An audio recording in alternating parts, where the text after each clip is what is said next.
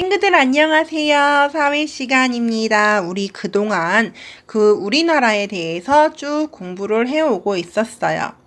우리나라의 지형, 땅의 모양에 대해서도 공부했고요. 그리고 그 땅의 모양으로 인해서 여러 가지 생기게 되는 우리나라의 기후에 대해서도 공부했고, 거기에 살고 있는 사람들, 인구에 대해서도 공부를 하고, 인구가 많이 모여 살게 되면은 만들어지는 도시에 대해서 공부를 하고, 그리고 그 도시가 만들어지게 된 결정적인 이유, 일자리, 바로 산업의 발달에 대해서도 공부를 했습니다. 오늘 여러분들이 공부하게 될 것은 우리나라 교통 발달입니다. 우리나라 교통도 역시 산업과 인구, 도시와 아주 밀접한 관계를 맺고 있습니다. 자, 친구들, 여러분들 교과서의 73쪽입니다. 자, 73쪽에 봤더니 이렇게 그래프가 나와 있네요. 이렇게 그래프를 볼 때에는 반드시 우리 제목부터 확인을 해야 됩니다. 제목을 봤더니 3시간 내에 3시간 동안 이동 가능한 거리가 변화한 걸 보여주고 싶대요.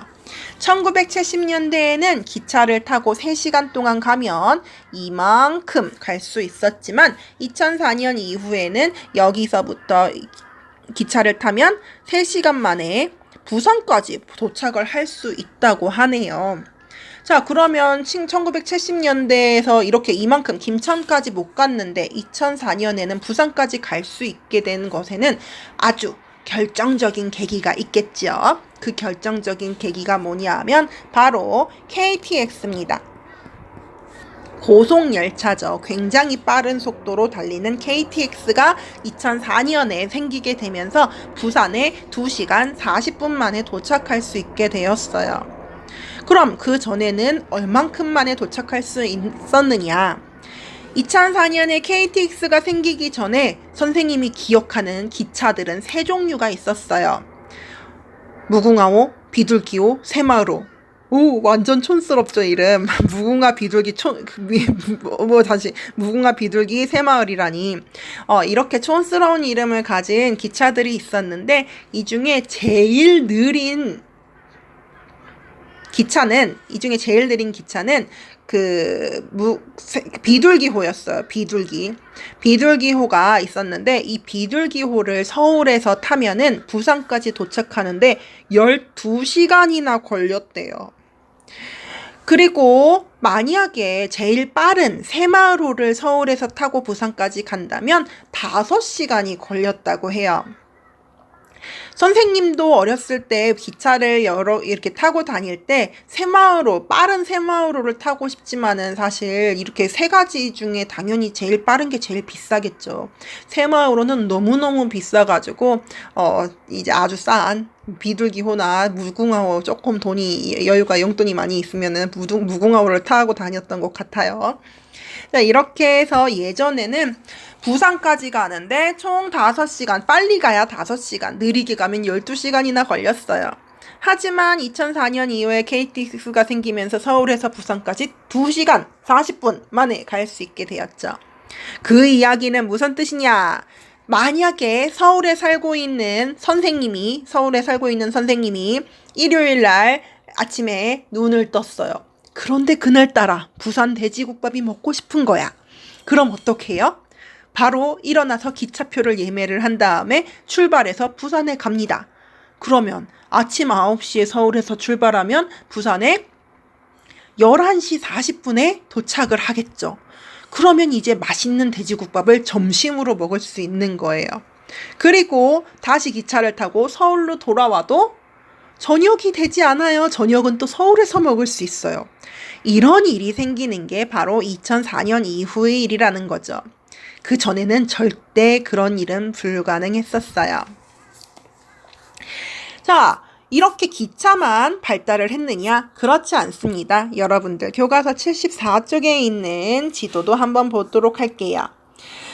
여러분들 교과서 74쪽에 있는 지도는 74쪽 맞죠? 1980년대에 제목 먼저 보라고 했습니다. 1980년대 우리나라의 교통도를 나타내고 있습니다. 자, 그럼 여러분들 1980년대, 이 1980년도에 여기 사천에 살고 있는 사람이 서울까지 가려면 어떻게 가야 되는지를 한번 지도를 보면서 생각해 보세요. 사천에서 서울로 가는데 이렇게 지금 여기 아무것도 없는 이런 비어있는 곳들은 도로가 없는 거거든요. 물론 작은 도로들은 있겠지만 빨리빨리 갈 수 있는 주요 도로가 없어요. 그러면 어떻게 가야 됐을까요? 도로를 따라서 가면 여기서 어떤 방법, 남해고속도로를 따라서 이렇게 와서 중부내륙 고속도로를 따라서 대구까지 간 다음에 경부고속도로를 따라서 이렇게 가겠지요. 이렇게 가게 되면은 자동차를 타고 가면은 글쎄 선생님 생각에는 거의 5시간에서 6시간 가까이 걸릴 것 같은데요. 이렇게 예전에는 1980년대에는 사천에서 서울까지 가려면 거의 4시간, 5시간에서 6시간 가까이 걸리던 것이 여러분들 혹시 최근에 사천에서 서울까지 가는 버스를 타본 적이 있나요? 버스 타봤는데요. 선생님은 자주 타는데요. 그 버스 타면요. 정확하게 3시간 반 만에 서울에 도착합니다. 왜? 어떻게 그런 일이? 왜냐하면 그 대전 통영간 고속도로라고 하는 고속도로가 생겼어요. 옛날에 지금 이 지도에 있는 1980년도에는 없었던 도로가 대전에서부터 이렇게 사천 지나서 저쪽에 통영까지 이어지는 이렇게 생긴 고속도로가 새로 생겼단 말이죠. 그러니까 예전에는 초록색 길로 이렇게 삥 돌아가야 했던 게 지금은 분홍색 라인으로 다이렉트로 쿵쿵쿵쿵쿵 바로 서울까지 갈 수 있게 됐기 때문에 굉장히 빨라진 거죠. 자, 이렇게 해서 고속도로가 생기면 사람들이 훨씬 더 빨리 이동하고 물자도 빨리 이동시킬 수가 있어요. 그럼 여기서 드는 궁금증. 친구들, 우리나라에서 처음으로 생긴 고속도로는 무엇일까요? 고속도로 굉장히 많거든요. 여기도 보이죠? 중부내륙 고속도로, 88 올림픽 고속도로, 호남 고속국도, 경부 고속국도, 영동 고속국도 이렇게 고속국도들이 많이 있는데 이 중에서 가장 먼저 생긴 고속국도는 바로 서울과 인천을 연결하는 고속도로예요. 이렇게 생긴 서울과 인천을 연결하는 고속도로. 서울과 인천을 연결했다고 해서 경인고속국도라고 이야기를 합니다. 경은 서울 경자고요. 인은 인천의 인자를 따온 겁니다. 자, 굉장히 짧죠. 우리나라에는 그때 당시에 경인고속도로가 생겼던 1968년만 해도 우리나라에는 그렇게 기술력이 좋지도 않았고 사실 이제 그 6.25 전쟁이라든지 이런 것들로 인해서 피폐해졌던 나라들을 막 일으키기 위해서 열심히 노력하고 있던 때이기 때문에 고속도로를 만들 능력이 그렇게 대단하지 않았는데 일단 중요하면서도 짧은 서울과 인천을 연결을 해본 거죠. 자, 그리고 나서 이거 왠지 할 수 있을 것 같다 라는 생각이 들었을 때 우리나라에서 제일 중요한 길, 서울과 그리고 두 번째 도시 부산을 연결하는 길고 긴 고속도로를 건설을 하게 됩니다. 서울부터 쭉 내려와서 부산까지 이어지는 이 길을 두 번째로 개통을 하게 됩니다. 이 길을 우리가 뭐라고 부르냐면 여기 적혀 있네요. 서울과 부산을 연결한다고 해서 경부고속도로라고 이야기합니다. 경부고속도로 이렇게 이야기를 하는데 자, 이거를 이렇게 긴 걸 이 경인고속도로 짧은 거 한번 해보고 나서 경부고속도로를 지었다는 건 건설을 했다는 건 서울과 부산을 연결하는 일이 그만큼 중요하고 굉장히 효과적으로 우리나라를 연결할 수 있기 때문이겠죠. 우리나라가 지금 이만한데 그걸 가로지르는 이런 고속도로는 우리나라를 굉장히 바꿔놓았어요. 굉장히 많이 바꿔놓았습니다. 여러분들 교과서 아래쪽에 생활권이라는 게 나와 있어요. 생활권의 뜻은 아래쪽에 나와 있는데 학교에 가거나 출근을 하는 것처럼 일상생활을 할 때 활동하는 범위예요. 여러분들 보통 이때만 해도 좀 지저분하니까 지우고 이야기할게요. 지금 1980년대 이때만 해도 서울에서 부산까지 이렇게 고속도로가 있었으니까 몇 시간 만에 갈 수 있었냐면 한 6시간 정도 만에 5시간에서 6시간 정도 만에 서울에서 부산에 갈 수 있었어요. 그리고 다시 부산에서 서울로 가는데도 5시간, 6시간이 걸리겠죠. 그렇다는 이야기는 서울에서 부산 갔다 오는데 하루면 충분하다는 이야기예요. 그래서 서울에서 부산까지 간다면 서울에서 뭐 다른 지역까지도 얼마든지 갈 수 있겠죠. 그래서 전 국토가 1일 생활권이 되었습니다. 무엇을 통해서? 경부고속국도를 통해서. 경부고속국도가 생기면서 우리나라의 거의 윗부분에서 제일 밑에까지 하루 만에 갔다 올 수 있게 되었다. 1일 생활권이 되었다라고 이야기할 수가 있는 거죠. 자, 그런데 친구들, 이때만 해도 그냥 하루면은 부산에 갔다 올 수 있겠지라고 생각을 했는데 2004년에 엄청난 일이 벌어졌죠. 아까 이야기했던 KTX. 얘는 서울에서 부산까지 얼마 만에 갈 수가 있다 그랬어요. 2시간 40분. 그러면 서울에서 부산까지 갔다 오는데 얼마나 걸릴까요? 2시간 40분 더하기 2시간 40분 하면 5시간 20분? 5시간 20분 맞죠? 5시간 20분 만에 갔다 올 수 있는 거예요.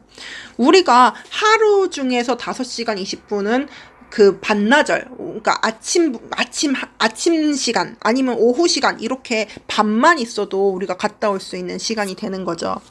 그래서 이때부터는 우리가 전 국토가 그 서울 부산이 더 이상 1일 생활권이 아니라 반나절 생활권까지 돼버렸어요. 반나절이면 갔다 올 수 있어. 나 금방 부산 가서 국밥 먹고 올게. 이렇게 할 수 있게 된 거죠. 자, 그리고 친구들, 고속도로가 생기면서 무슨 일이 생겼느냐 하면요.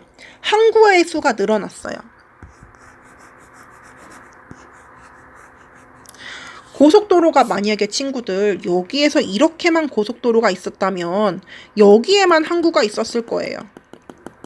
왜냐하면 만약에 이렇게 고속도로가 이렇게 이쪽에 선생님 진하게 칠하는 여기 있는데 항구가 여기 있다면 여기에 미국에서 저 유럽에서 배가 들어왔는데 여러분 배에 실린 엄청나게 큰 컨테이너 본 적 있죠? 엄청 어마무시하게 큰 컨테이너를 여기까지 가지고 왔어. 배를 통해서. 근데 여기서 서울까지는 어떻게 갖고 갈 거야? 못 갖고 가. 길이 없는 걸. 빨리 갈 수 있는 큰 길이 없어. 그래서 이렇게 고속도로가 여기 생기면서 여기에 항구들이 많이 생기게 되는 거예요. 왜냐하면 여기서 물건을 내려서 이렇게 물건을 그 엄청나게 큰 트럭에 싣고서는 서울까지 갈 수 있으니까요.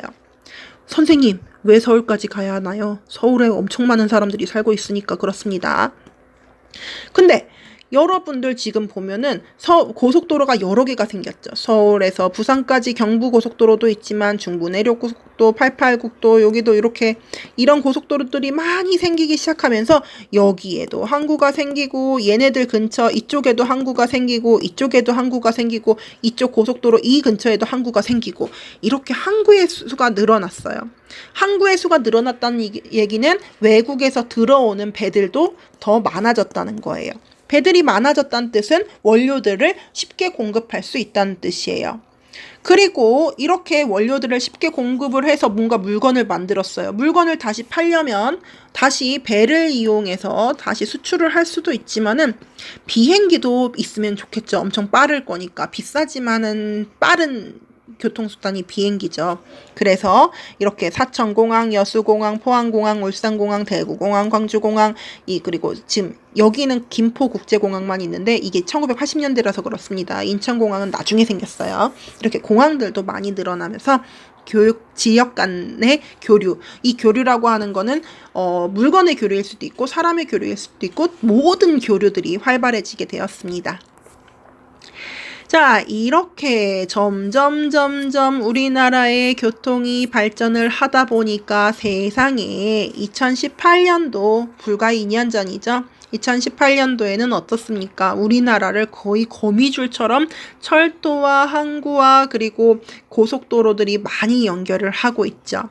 고속도로가 늘어나니까 항구도 많이 생기고, 그리고 공항도 생기고, 그리고 철도들도 연결되고, 어떤 발전은 계속 새로운 발전을 가져오게 만들죠.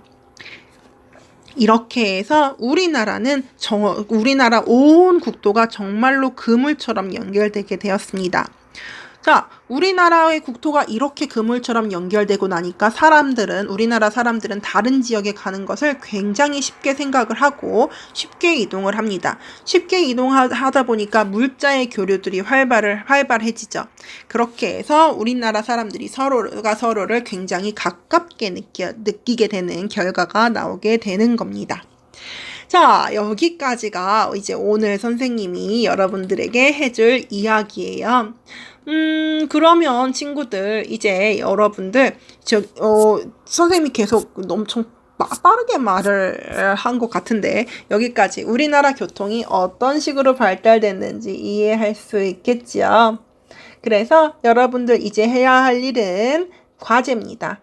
여러분들의 학습지 중에서 우리나라의 교통 발달 모습 살펴보기라는 학습지를 찾아서 여러분들의 이야기를 한번 적어보도록 하세요. 그러면 여러분들이 쓴 답 기대하고 있을게요. 친구들 안녕.